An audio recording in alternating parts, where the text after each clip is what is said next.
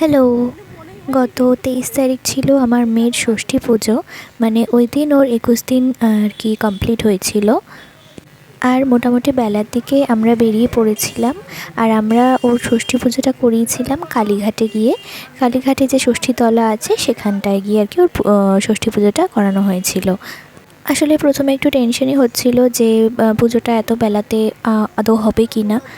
মানে আমরা যেহেতু 11:30 12টার দিকে বাড়ি থেকে বেরিয়েছিলাম, সেই কারণে আর কি ভাবছিলাম যে এত বেলাতে পুজোটা হবে কি না। কিন্তু ওখানে গিয়ে খুব ভালোভাবে পুজোটা হয়েছে। একদম মানে ফাঁকা ছিল, কোনো ভিড়ভাট্টা ছিল না। আর পুজোটাও খুবই ভালোভাবে করা হয়েছে। আর পুজো দিতে আমি, মা, সুমন আর আমার বাবা গিয়েছিলাম। এই পুজোটা তো আতুর উঠে যাওয়ার জন্য আর কি করা হয়, সেই কারণে বাড়ি থেকেই ওকে খুব ভালোভাবে স্নান টান করিয়ে নিয়ে গিয়েছিলাম আর কি। এরপর যেহেতু স্নান করেছে মানে বাড়ি থেকেও আর কি ঘুমিয়েছিল।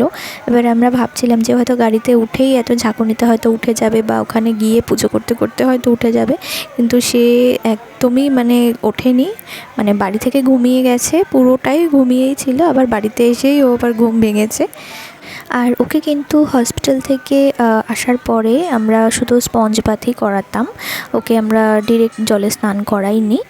21 দিনের মাথাতেই একটু ওকে জল দিয়ে আর কি স্নান করিয়ে নিয়ে গিয়েছিলাম। আর ওই যে লাল পাড় সাদা শাড়িটা রাখা, ওটা আমার মা ষষ্ঠী ঠাকুরকে আর কি দিয়েছিল। তো এই ছিল ষষ্ঠী পুজোর দিনকার ভ্লগ। চলো দেখা হচ্ছে পরের ভ্লগে। বাই।